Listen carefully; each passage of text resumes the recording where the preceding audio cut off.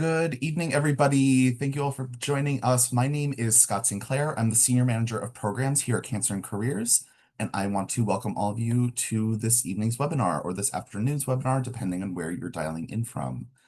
For those of you who are dialing in from your phone, if you could let us know by sending an email to cancerandcareers@cew.org with your name and the phone number that you're dialing in from. That way we can confirm your attendance and make sure that you receive all of the relevant follow-up information after this webinar. If you are new to Cancer and Careers, first of all, welcome. We are a national nonprofit and the only program of its kind solely dedicated to empowering and educating people with cancer to thrive in their work environments. This slide has a list of all of our free programs and services that we offer. Our comprehensive website is available in both English and Spanish and is the heart of everything that we do. There you can find various support services, including our resume review service and access to career coaches. Our educational blog and news feed are both rich resources where those who have been diagnosed, their caregivers, employers, healthcare professionals can all stay current on topics related to work and cancer. Our free publication library is available in both English and Spanish and provides tangible, easy to digest information on working and looking for work after a cancer diagnosis, and those are available in both PDF and hard copies. We offer numerous events every year, from hour-long webinars like the one we are about to go into right now, to full-day events. And I will be back after Adam speaks to tell you a little bit more about what we have coming up.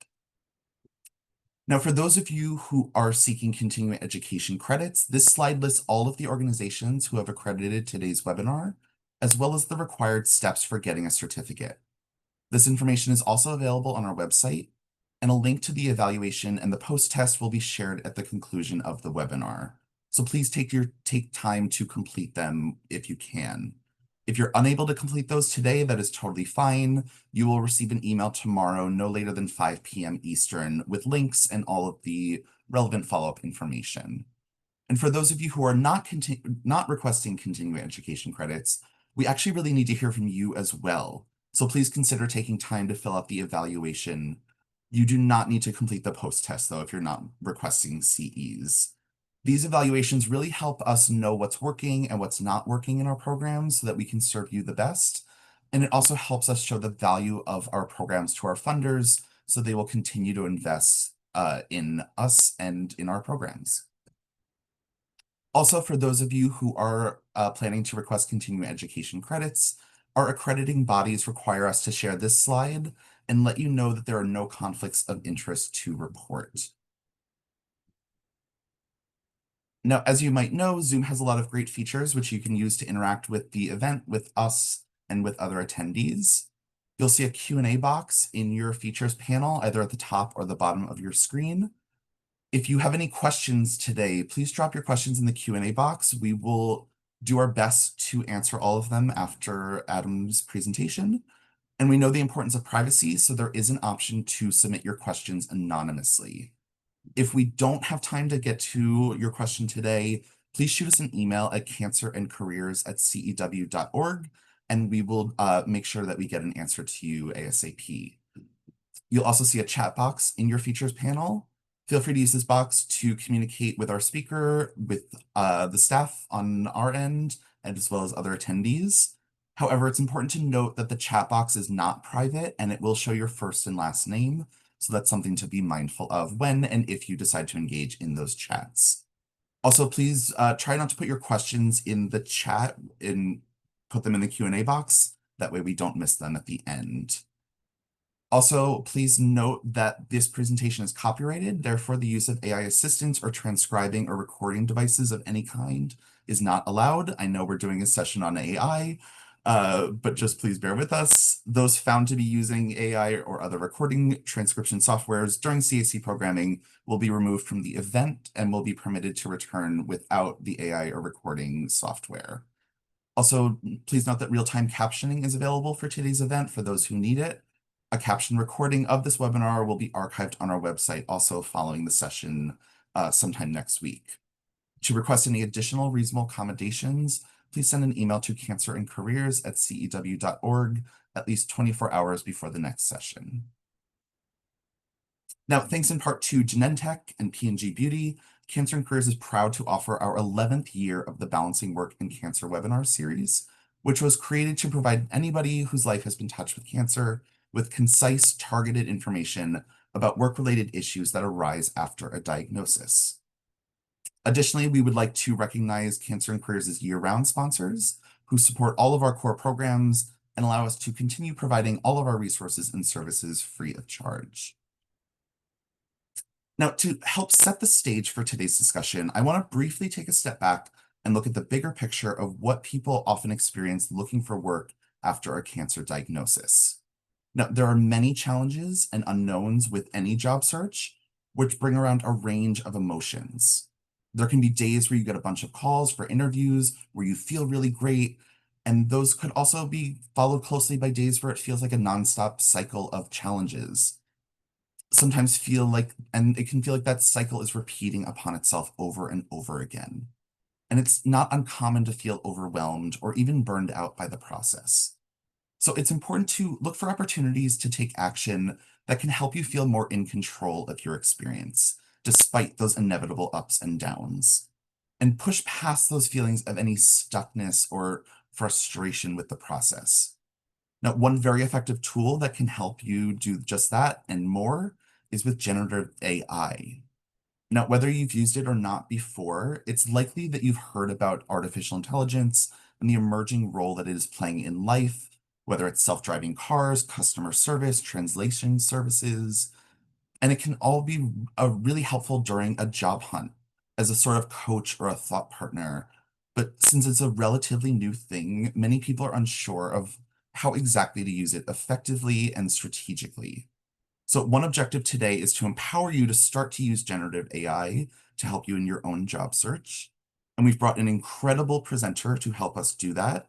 But before I hand things over to him, one more quick note about privacy.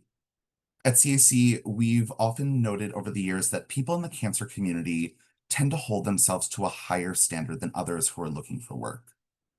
Often, survivors feel obligated to share more of their health history or their personal information than they have to or that they should, and more than somebody without a cancer diagnosis would ever consider sharing. But the reality is generally, there is no obligation to disclose any of your details of your health or your health history, either at work or during a job search. And we can encourage people to think carefully before they share any personal information about their health or their health history online. And while it's certainly the case that less public than social media platforms like Facebook or LinkedIn, AI is still an emerging technology, so the best practice is to think carefully about what information you share with any online platform. Now, we'll touch on some of this during today's presentation, and I will be back at the end to help answer some specific questions that you might have. Now, I'm thrilled to introduce Adam Goldberg, who is the VP of Talent at Peloton and incredibly knowledgeable about the role that AI is playing in today's workplace and for job seekers. He's going to help explain what AI is and isn't, which platforms exist, and best practices to use them, and taking a practical look at using AI in your job search.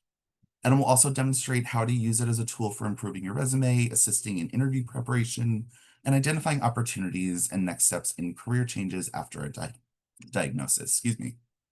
Now, I know I am excited to learn more about this technology. I am experimenting myself in my day-to-day life and how it can be leveraged to help people in the cancer community to find employment. So now, without further ado, I'm going to hand it over to Adam. Adam, welcome. Thank you so much, Scott. I'm so excited to be here with all of you and to talk about a subject matter that I'm actually very passionate about. Before I do that, I just wanted to introduce myself a little bit more broadly, share who I am. As you can see, I work for a company, Peloton. It's a fitness and wellness company here in New York, based and headquartered.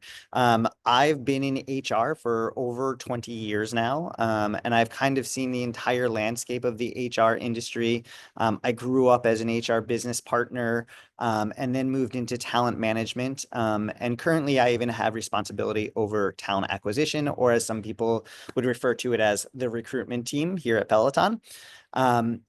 About, I would say 5 years ago, I started to really get excited about AI. When ChatGPT, and I'll talk to you a little bit about what that is, came out, I started to experiment with it. At the time, I had a young daughter. She was 5 at the time, and we used to play games, generating new images on AI and having fun with it. So definitely was an early adopter. I will say I'm not an AI expert, but I am definitely an AI enthusiast. And at my last two companies here at Peloton and at my prior company, L'Oreal, I actually helped roll out our AI platforms to our employee populations and did a lot of upskilling around it. As Scott mentioned, today is really going to be talking to you about how can you use AI in your job search. And for me, my goal today is to give you the excitement and the capability to just try and experiment with this new tool and technology. I think it can really empower you and make your lives easier as you go into this process. So I always like to start off and have a little bit of fun and just show you early on what the power of AI is. So right here, you can see 5 different images. Left is my first one. The right one is the 5th one. I'd love for you in the chat to take a guess and tell me which is the real me, the non-AI generated photo. Take a guess in the chat, throw out a number. Is it the first one with Adam being in a scarf? Is it the 5th one, Adam being in a suit? Take a guess. I'd love to see if you guys can pick out which was the non-AI generated one, the non-AI generated. Who is the real me? See a lot of 3s and 4s being the real me. Okay, a few 2s. All right. So for those of you who guessed the second one, that is the real me. All the other ones were generated through AI. And I think that this is just kind of fun way. Like when I first learned about AI headshots, it was one of the first things I jumped into. And it just kind of proves how much I like to geek out with this new tool and technology. I don't often wear scarves. I don't often wear suits at the beach, but I really appreciated that AI helped me expand my horizons and my thought process about some of what I could be wearing. Scott already talked a little bit about this already, but my plan for today is to spend the next like half hour talking with you all about what AI is and really bringing you up to speed if you haven't had much exposure to it.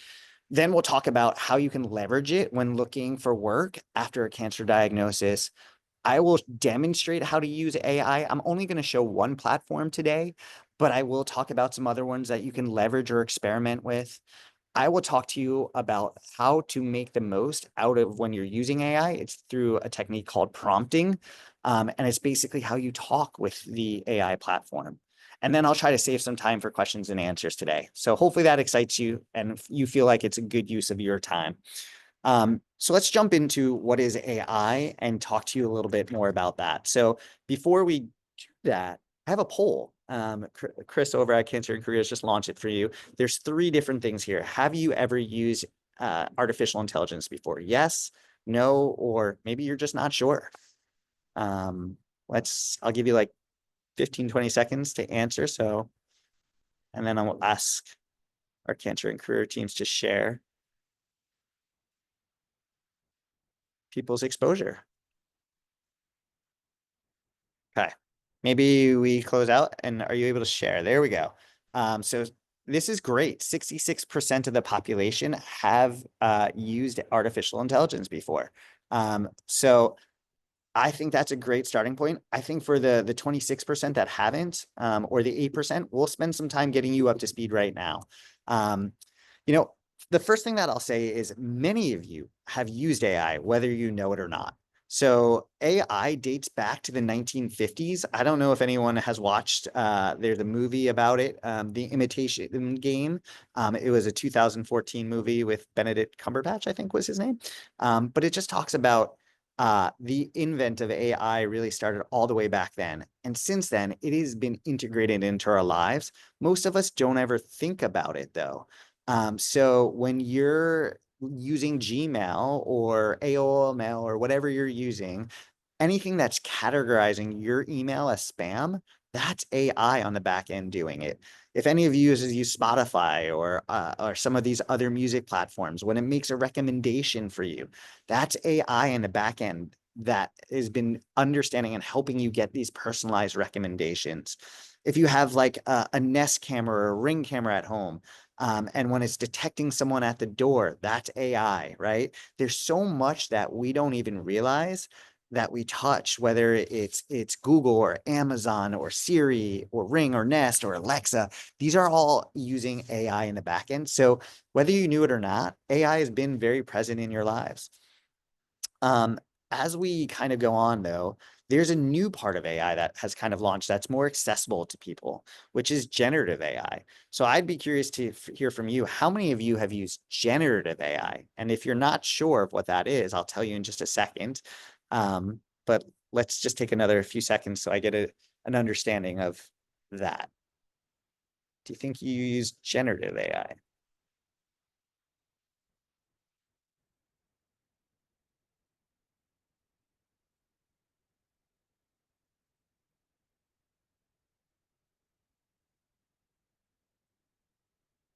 Okay. Why don't we close out and just see where we've netted out on this one? Okay, so 48% have definitely said yes. There's a smaller population than probably what we were seeing earlier on, where we saw 66%, with a lot more people asking about what is generative AI, which is great. So I'm going to talk to you a little bit about what that really means. Generative AI is what that basically means is it's not the stuff that's in the background anymore. It's it's a tool and a platform that is capable of generating text, images, videos, and other data that really all comes to you in a matter of seconds. Generative AI is really what's being called a partner to you in many of the tasks that you are trying to do day in and day out.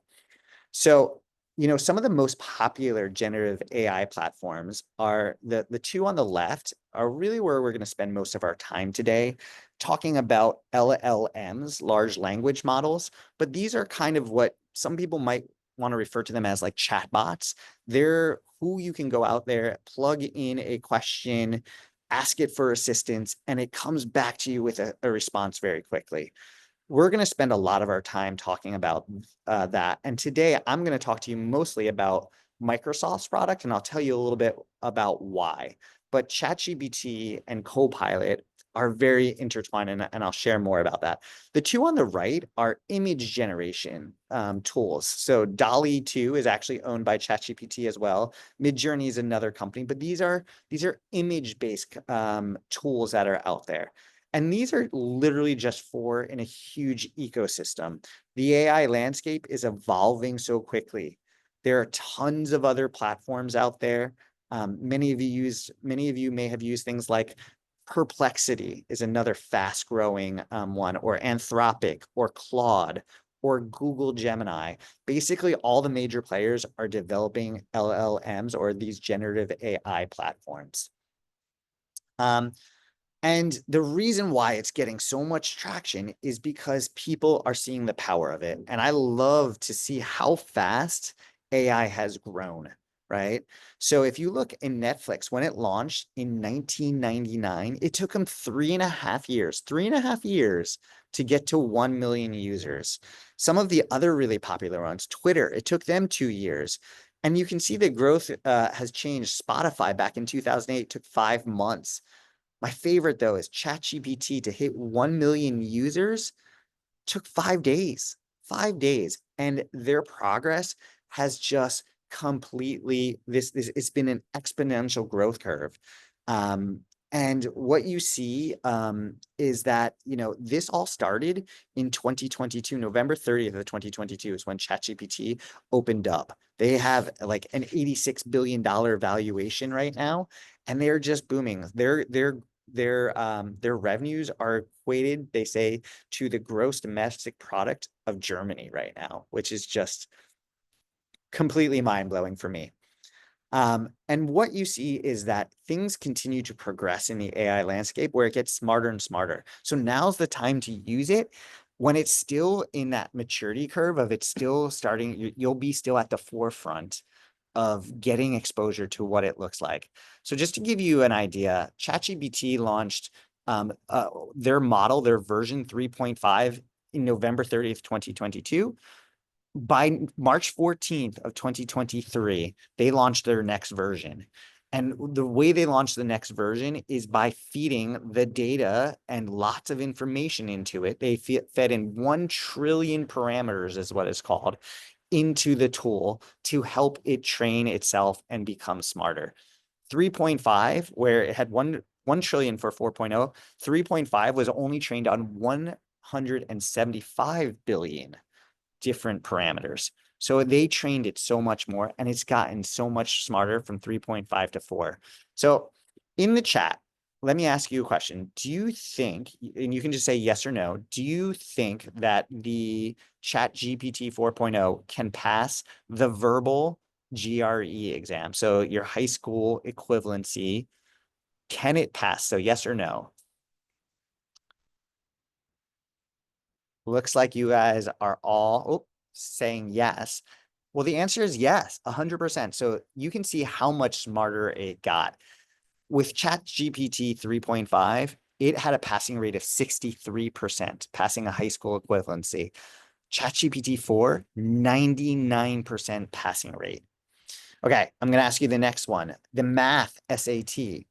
Anyone want to take a guess? Throw out a percentage. What do you think the ChatGPT 4.0, what percentage can it get as it's trying to pass the math SAT? 99%, 70%, 100%, 85%. Yes, I'm seeing it. You guys are close.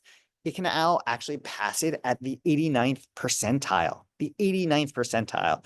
I got to tell you, that's pretty impressive. I don't think my SAT scores were in the 89th percentile. And just to give you an idea of where it's even going, the uniform bar exam. So you want to be a lawyer?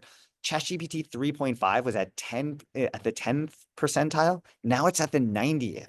It is now revolutionizing industries like even the legal industry. So it is truly, what I'm trying to do here is convince you that this is a powerful tool that can actually really help you as you move into a job search. It can be your thought partner.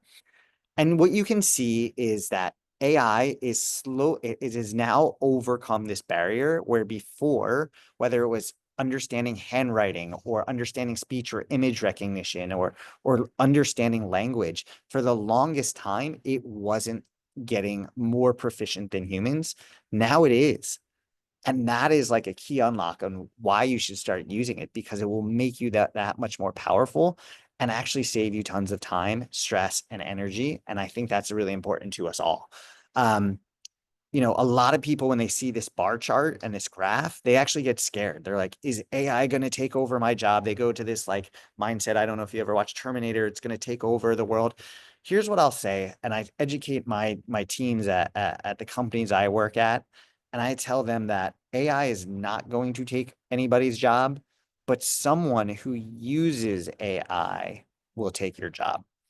And it's important to start experimenting and understanding what this new technology looks like.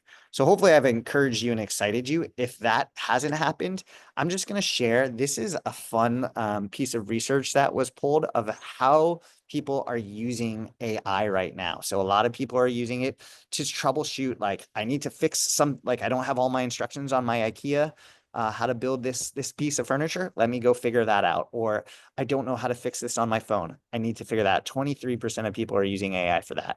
22% are using it for content creation. You can even see in this chart of actual different ways, and it's all color coded by these different ways, but there's some really fun things. I work at Peloton now, so number 99 is really interesting to me, that people are using AI to do their planning and their fitness workouts, right? I think there's a lot of other fun ones in here. I like number 84, which is like using it to help me figure out what I need to wear on my trip, that I'm going to Louisiana and I don't know what the temperature and I don't know if it rains. Help me pack for that. Give me some advice. You can see it also does some really other powerful things in here. It talks about job descriptions, right?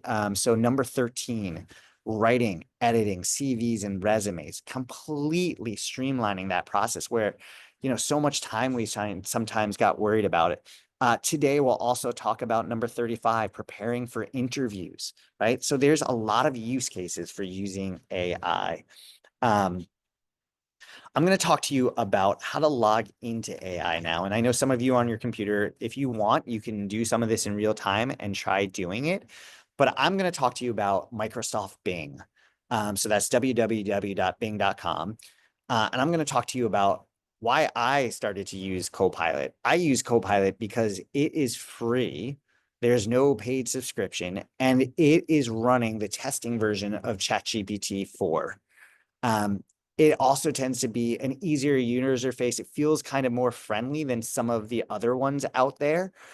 So if you're a beginner, I like to start there. And it's just my preference. ChatGPT, Microsoft has invested a lot in ChatGPT, so that's why they get access to the newest versions of it. So if you've never been to Bing before or use Copilot, I'm going to show you how to do that. So you'll type in www.bing.com, and then you'll click on Copilot, which is located on the upper top left-hand corner of the page. If you want to sign in, you can create an account. That allows you to ask more questions and you don't like time out of the system. So if you don't have a Microsoft account, it's relatively easy to sign up and create one, which is really helpful though, also because it helps remember some of your past searches if you do that. So I would suggest signing up for an account. You can use your own, like I use my Gmail account to sign into Microsoft and use this. But this is what the page looks like when you get to it. And you can see in the top left-hand corner, there's a little icon that says Copilot there. And you can click on that. There's also one right by the navigation bar where you enter in. There's a little icon there. That's another way to get to their AI platform. And this is when you get in there, this is what it looks like. It says, hey, what's on your mind today? And it's got this section here where it tells you how to prompt, and it gives you options. That has that little plus symbol, which allows you to add documents. You can even do talking, and it will listen and translate what you're saying, so you can talk to it in real time, and it starts doing the whatever text to voice cat or voice to text capture. And there's even some quick like links. If you need to get advice, you can click that button and then it will engage you in a conversation. You want it to create you an image, you can click that button. It will help you figure out and ask you some questions to get you started.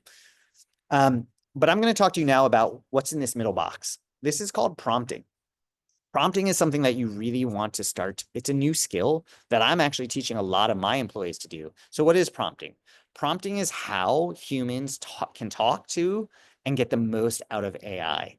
That is what you need to understand about this. It is the barrier to entry is pretty small, but there's some ways that you can do it to actually make it give you better answers. So I use a model and a framework that I call craft. It's important to know how to craft a good prompt. And the way that what craft stands for is to give it some context. So you can say, hi, ChatGPT, I'm looking for, or hi, Bing, I'm looking for help writing a new resume. Then you can give it a role. You want it to give it a little bit of information. Can you take on the role of a recruiter and help me come up with this great resume? You can then tell it an action. I want this resume to include this, and this, right? And you're calling out exactly what you want it to do. Then you can tell it, here's the format. I want bullet points. I want it to be, I want a professional summary, then bullet points under responsibilities, and then this. I want no more than 5 bullet points, right? You can really give it a lot of information. The more information you give it, the stronger your results will get. And lastly, there's the T, which is the tone. And that is, how do you want it? So for like resume writing, you may say, I want it to be really professional. If you are asking it to help you write a birthday card greeting for your loved ones, or thank you card, you can say, I want this to be more playful, and it can change the tone of the response it's giving you in real time. So my suggestion to you is, whenever you're writing something, think about, how can I give it information on what I want it to do? What's the role I want it to take? The action I need it, the format, and the tone. It's going to hopefully unlock better answers for you. I think, as you watch a recording or get access to some of the slides here, this will be helpful for you. The other thing I encourage you to do is to almost treat it like a human. I do this. This works for me really well because I find when I say things like hi, yes, it's just a common courtesy. And I got to tell you, the AI does not care. It does not care if you say hi to it. But what that does is it changes your mindset and does something differently in your brain, right? It helps you establish a rapport with it. And actually, there's a theory called social identity theory. And it just makes you be more cooperative and interactive with the AI. So just greeting it sometimes is a mindset change for you. It's not like when you used to type into Google and you just typed in like what you wanted. If you engage with it, you're going to get more from it. Then I actually say, when I get an answer, I tell it, great. Sometimes they give me a lot of different options. I say, hey, number two looks great. Thanks. Can we build upon that now? So giving it some feedback, real-time feedback is actually really helpful. And then for me, I say thanks. Um, again, this is just more for me. ChatGPT, again, does not care, but this is for you and to help you get the most of it. Um, I think, one of the most important things to think of as you're using this and you're having a conversation, I'm telling you to treat it like a human, but you still don't have to disclose any of your cancer history and your prompts or actually share any of that with the AI tool. That is not necessary. It can still help you without some of that information. I also just want to educate. I've talked to you about prompt. I've talked to you about, craft. I've talked to you about this concept of how do you actually engage with it. There's also fun things you can do in terms of, and these are some fun magical prompts that I've used in the past.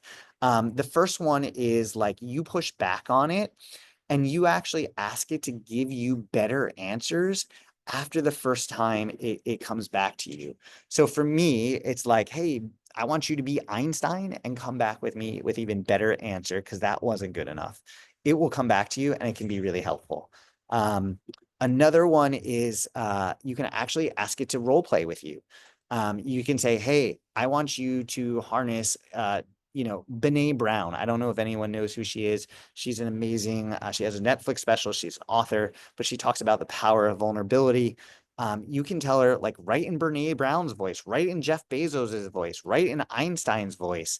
Um, it will actually harness that. I've done it even here. I've told it to be like one of my Peloton instructors, and I said, harness Matt Wilpers and use some of the language that Matt Wilpers would use for purposes of it, and it does it, and it's really kind of fun. You can ask it to be a debater with you. Ask it to like, it gives you an answer and say, okay, tell me why that is good or why that isn't good. It has the power to do that and have that kind of conversation with you.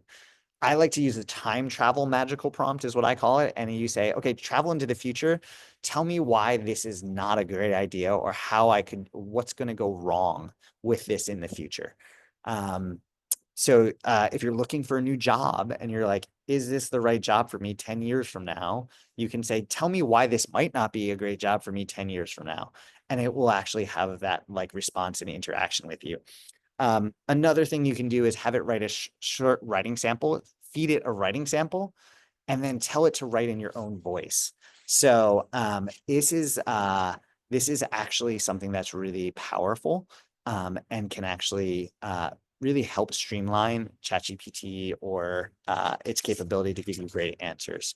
So leveraging AI in your job search. I want to talk to you a little bit about how to do that. So first and foremost, this is a scenario that many of us are probably going through. Many of us think about making a career change at some point in our lives. So you may want to find something more meaningful for you and you want to find the right field or profession. So what a prompt you could do is you could tell it something like this. Hey, Bing, please analyze the skills on my resume and provide recommendations on job titles or roles in the industries I should consider applying for. Um, so I'm going to demonstrate, this is a screen capture, and I'm going to try to talk to it as best as I can so you can see in real time what this looks like when you put this into practice. So let me click the play button. As you can see, I'm clicking on Copilot at the top, and it opens up this field, and I put in my prompt, and I say, hi, Bing, and I put in that prompt that I just shared with you, but maybe I'm a little more courteous, and I say, can you help me analyze the skills on my resume, make recommendations for me of what I should consider applying to? And then you can see me in real time. I kind of struggle to find my resume on my work laptop. It took me a little bit to find it. So many of you may feel this way too. But by clicking that little plus symbol, that's how I got to this screen to find my resume. And there it is. I click it and I click open. Instantly loads, and then I click the send to the conversation piece. You can see it comes back with some things of, hey, here's some of you have experience in these areas, learning and development, performance management. Here are some of the skills that are transferable for you. And here are some potential career paths based on what your resume says, that I could be in corporate training and development, that I could be in HR technology, that I could be in employee experience or change management. So again, I say, hey, this is great. I'm giving it feedback. And I'm asking it, what other industries would you suggest that I look into? And then I'm going to even give it some more information. I'm based in the Midwest. That's not true in this case, but for you, I just wanted to kind of demonstrate. And it starts giving me great industries to start thinking about in the Midwest: manufacturing, healthcare, technology industries, retail industries. And I say to myself, you know what? I haven't thought about healthcare. And so I may prompt it to say, I had not thought about healthcare. Like, tell me what employers are actually in the Midwest that specialize in healthcare and life sciences. Um, and this is stuff that used to probably take us a lot of time as we were doing Google searches and trying to narrow down, and we clicked on 17 different articles. What you're going to find is in a matter of seconds, it's going to come back to you with really great information. So right here, it's going through and showing me, here are the major healthcare and life science employers in the Midwest. There's Abbott in Illinois. It's talking to me about Michigan. There's a Pfizer office there. That there's companies I've never even heard of sometimes before, QPS in Missouri, right? And it's even telling me about why these are really helpful. So again, what used to take us a lot of time to do in Google searches can now be completely streamlined. And what maybe would have taken me an hour or 2 hours of research, I have now done in a matter of minutes. I think that was 2 minutes and 30 seconds of time. Um, so it's talking here about leveraging AI and career change. This is another sort of prompts that you could use. So I just showed you one, but I wanted to also share some other ones. So again, if you're putting your resume in, you can say, based on my previous work experience in my resume, suggest other industries or roles where it could be transferable. That was the one we did. But then you could also do, what types of education and training are needed to switch from, and you insert your current industry to where you want to go based on my current resume.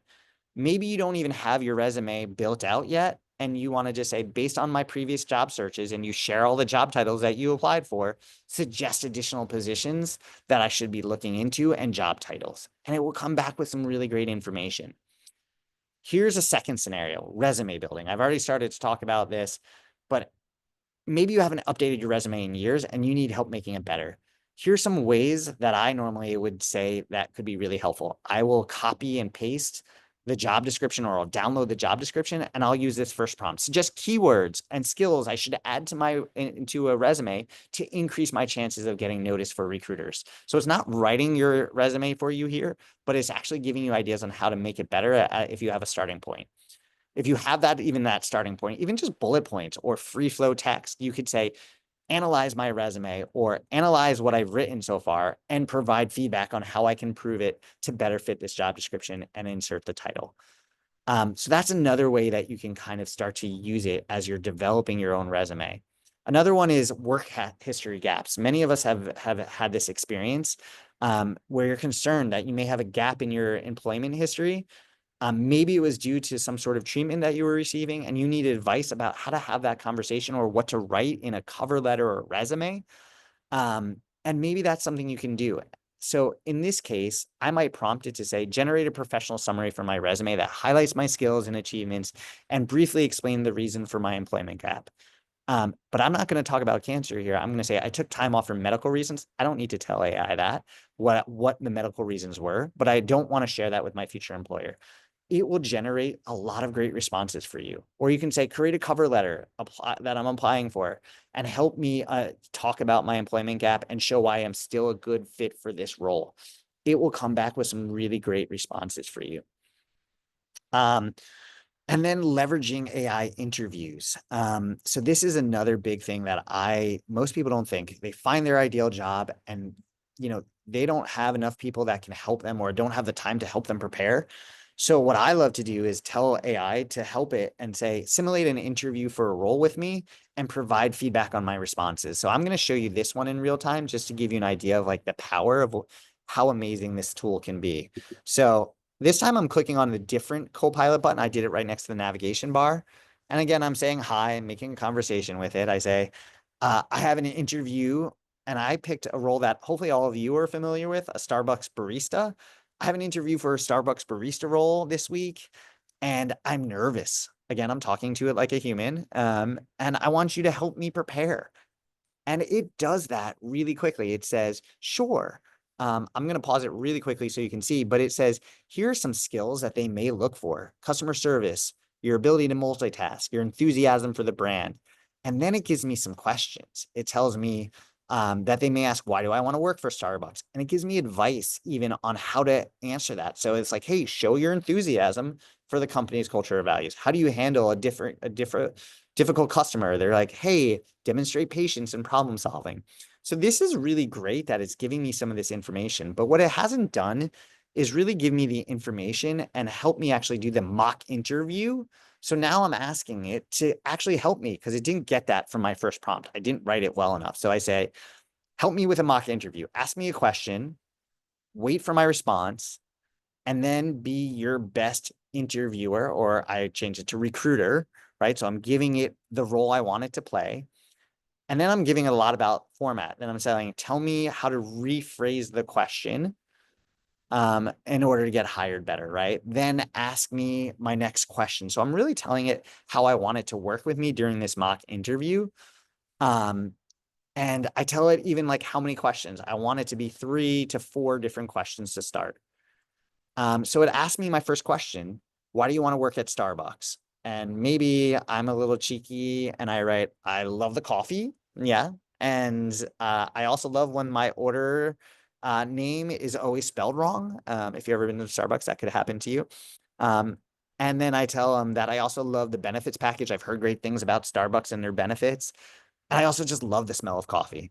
So this is what I type in. And right away, you can see in real time, it actually takes what I would call a subpar answer um, and tells you what they liked about it. So it says, hey, that's a fun and authentic answer. But then they try to help me rewrite it and make it better. It says, I love the welcoming and vibrant atmosphere. The coffee is fantastic. And it even uses my joke, and it generally and I enjoy the moments of connection. I mean, that's beautiful. I don't know if even if you came to me, a professional talent acquisition person, and asked how you could rephrase that sentence better, that I would have said some of these things to you. It uses language that what I call R&D. You can rip off and duplicate some of this language for yourself and have some of your notes ready and bullet points ready that you can take some of this. Whoops, it's restarted my thing. Sorry. So, jumping back to where we were, apologies for that. Technical difficulties. So it asked me my second question, which was, how would you handle a difficult customer? And I use this example, and I say, the answer that I give back is, oh, I just messed it up again. I'm just going to let it play next time. So apologies. Jumping back. So I ask it how it's going to help a difficult customer handle a difficult customer. And then what I basically said in here was, type in, I would try to listen to them, to their problems, and solve it as quickly as I can, right? And they give me some really good feedback.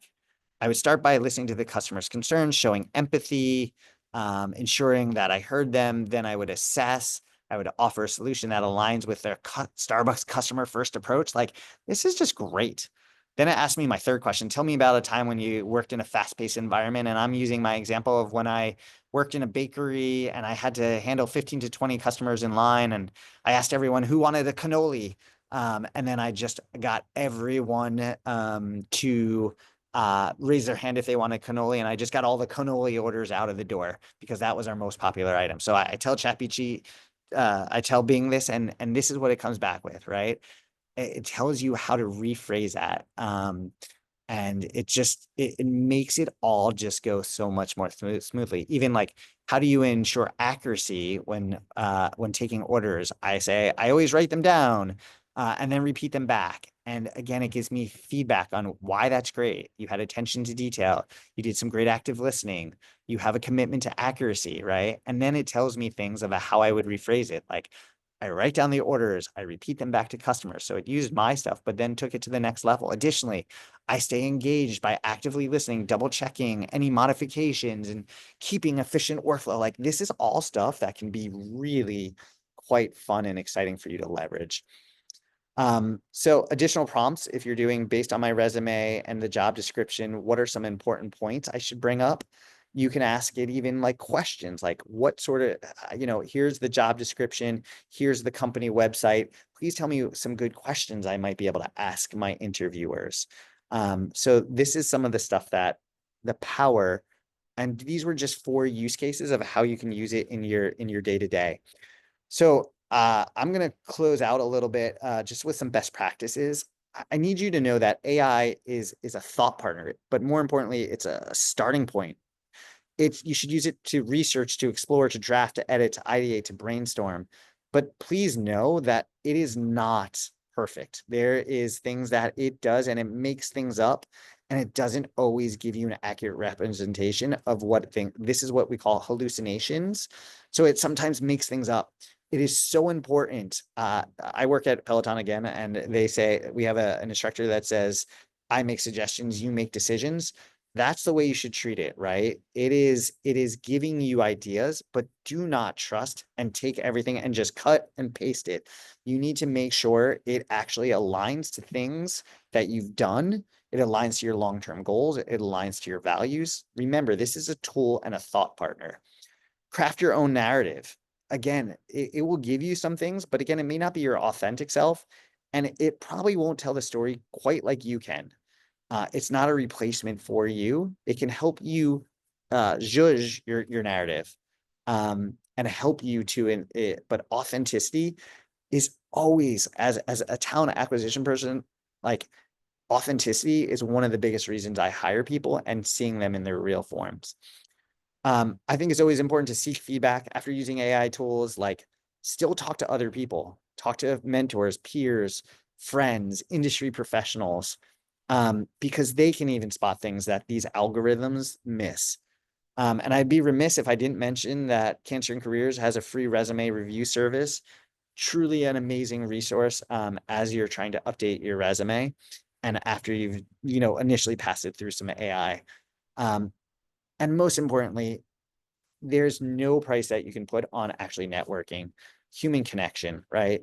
If you attend industry events, join online forums, engage with professionals, build connection, like that's so important.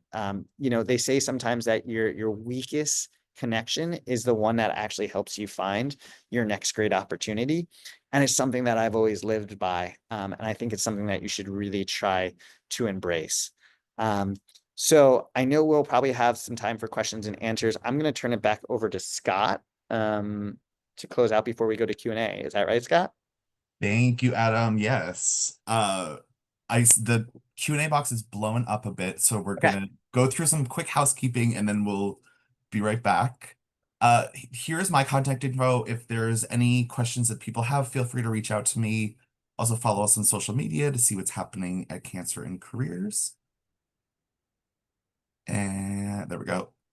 We also have more webinars coming up specifically about job searching. So next month we are going to be joined by Julie Jansen, who's one of our longtime career coaches and runs our resume review program. So if you've had your resume reviewed, it's most likely been notes from Julie there. So it's going to be on June 4th at 6 o'clock. And then Julie's going to be back with us in July also for career shifting. So anybody who is looking for a change, either for whatever reason, she's going to walk through some techniques and ways to go about doing that. And then in August, I will be back for our kind of bread and butter balancing work and cancer webinar here as well. And then we have two conferences coming up. Our national conference is happening next month. It's going to be on Friday, June 27th. It is an all-day event happening on Zoom, so anybody can join from anywhere around the world. We hope you'll join us for that. And then our West Coast conference is coming up in October, and there'll be lots more information there. West Coast conference also will be happening on Zoom, just with West Coast hours. And then I'm going to leave this slide up while we go into Q&A, which again lists all of the requirements for CEs. You'll be getting an email tomorrow with all of this information as well. And the evaluation is going to pop up at the end of the session, as well as I believe Chris is going to drop it in the chat at some point soon as well.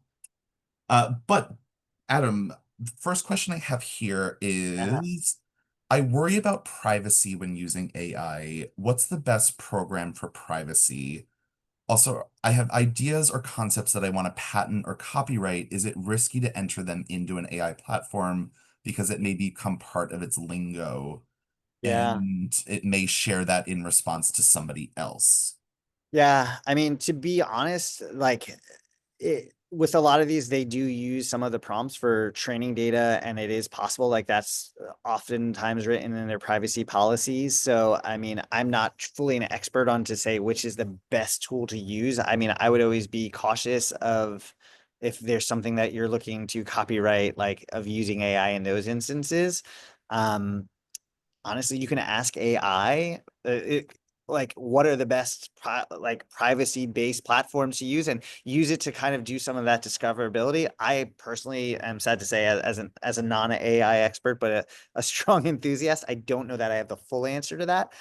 But I have an AI first mindset, and I ask it questions to help understand it, or find me articles that talk about using AI when developing, next gen innovations that can be copyrighted, and get some information from it. It will be a good thought partner and help you get through that challenge and that issue. Um, but I would always be cautious about putting something that has high privacy into any sort of AI tool, because you don't know necessarily how. And even if you can read all that legalese, um, it's still sometimes overwhelming, and you want to just always be safe than sorry.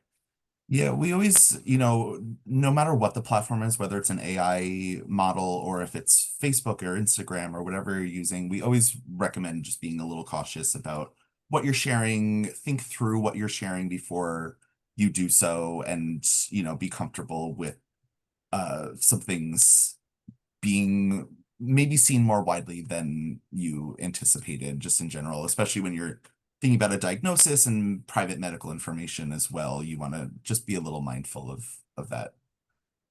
The next question I have here is, some job applications indicate not to use ChatGPT to fill it out.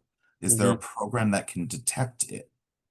Yeah. I mean, honestly, we even at Peloton have language in there about using AI, and then being comfortable to say how you used AI in the process. But typically, in the actual interviews is where most companies are developing language around not using it during the interview. So, like in real time, in terms of preparation, in terms of writing your resume or tweaking your resume, that is all typically most employers have no issues doing it. It's when if you're doing an assessment or you're in the real time, because there are people who have a second screen up, and they're literally typing in the question someone says and actually getting an answer and reading that answer.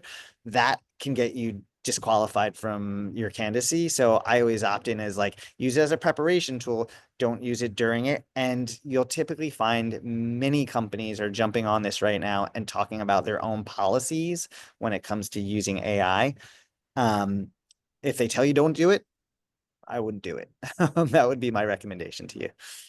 And even, let's say you're working on your resume, you still want to have your own personal point of view in there. So if the AI is telling you do that, and you think, but that's not what I did at that job, or this is misrepresenting myself, or like, you want to still edit it and refine it and put it in your own voice and Yeah. make it yours and authentically yours. You don't want it Yeah. to just be regurgitating something out, or if you're writing a blog article or something, like, it can be a good start for an outline or something like that, but you want to still be you with your ideas and your own perspective and life experience and everything that you yourself bring to something, I think, especially Not when agree you're more. representing yourself of what you are capable of in a job. You want to make sure that you're not lying or misrepresenting yourself at any point, which, if you're just reading a straight up response, has the potential to do that. Yeah, I mean, you don't want to put anything, again, it has the power to make stuff up, as you're saying, Scott. And you know, you want to fact check everything before you actually submit it to any employer and make sure that it is truly authentic to what you've done in your experience. Because to your point, they can ask you questions, and that's going to put you in a bind, and no one wants to be there. So again, it makes suggestions, you make decisions. Really read through, double check everything before ever, finalizing. So. Yeah, Yeah. I love that phrase, make suggestions and you make the decisions. Yeah. This one sort of piggybacks on there. I use AI often in real life. Are there any circumstances in the career setting where it's unethical or could get me in trouble for using it that I might not be aware of?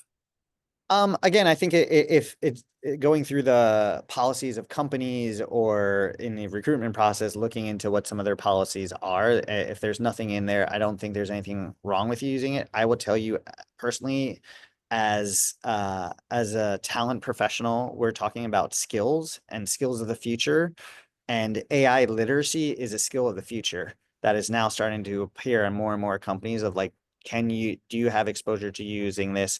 Are you comfortable using this? Again, it's going to slowly take on some of the more administrative tasks that many people have done in the past, and those people are then going to be freed up to do other work. So it is important to know how to utilize the AI to alleviate some of those repetitive administrative tasks. So if you're using it in your personal life, that's great.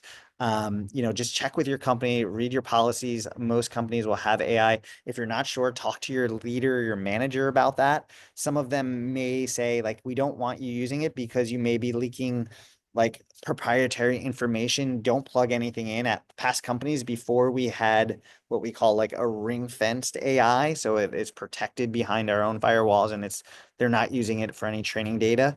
Um, we used to tell people never put the company name in there, never put like an exact job title in there. And people just to stop what we call the leakage of private data and confidentiality. And again, I think it's too about like not misrepresenting where ideas came from or where work came from and being transparent with your supervisor or whatever of like, hey, I saved all this time because I did X, Y, and Z and not trying to pass off like, a whole novel that was written by the computer as your own or something like, I think there's Yeah. some moral ambiguity there that, you can definitely kind of toe the line of, but don't want to cross into. Yeah, we try to encourage all our employees to share, what part of their work product has been done by AI. And, for the most part, we applaud that because it saved them, 45 minutes Yeah. or a day's worth of work because they engaged in a 15-minute like session with it and got some great work. But they tell me that like a lot of this came from it. Let's go through and talk through it. And here's what I changed about it. Like that makes it feel like a really productive conversation. And transparency is always the best, always err on transparency side, like is my rule of thumb. Um, Yeah. So we have two questions left that I'm going to sort of try to combine into one because they're more or less about the same thing. yeah. If we don't get to your question or if you think of something else after today, feel free to shoot us an email at cancerandcareers@cew.org and we'll get you answers as fast as we can there. It doesn't have to be about AI, really anything about your experience working or looking for work after a diagnosis. We're there to help you with one-on-one support whenever. Cancerandcareers@cew.org is the email. So the last two questions I have here are basically if I use AI to draft a cover letter or a resume, is that considered plagiarism or is there any sort of, rules about doing that? Yeah. I don't think it's plagiarism. As long as you are making edits to it, you're iterating, you're making and putting in your own voice and tone.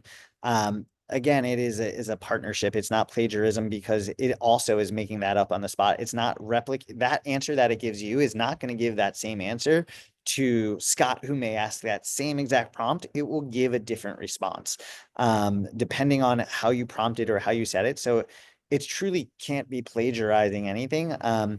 I think for me, like, as you read it, if it doesn't feel like AI gets better and better, and you'll continue to see it will be even harder and harder to discern some of that, but it doesn't mean that you shouldn't be making it your own, um, and trying to bring to life just who you are, because again, that's going to be the big thing that will make the difference. I call it like it can help you with the beginning of it. You can ask it to polish something that you've written.